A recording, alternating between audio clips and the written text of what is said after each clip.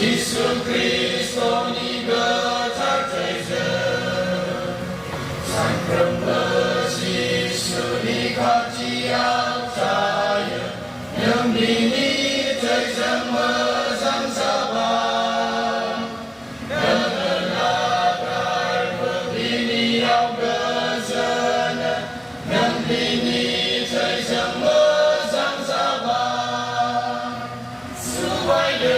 苏拜能你罪人，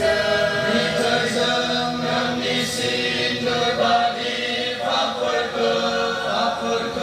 能你心个么上来发财来，耶稣Kristus你个他罪人，耶稣啊能会平安能你心吧，么上上。